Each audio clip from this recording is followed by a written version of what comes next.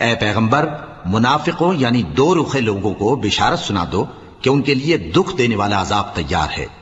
وہ جو مومنوں کو چھوڑ کر کافروں کو دوست بناتے ہیں، کیا یہ ان کے ہاں عزت حاصل کرنی چاہتے ہیں؟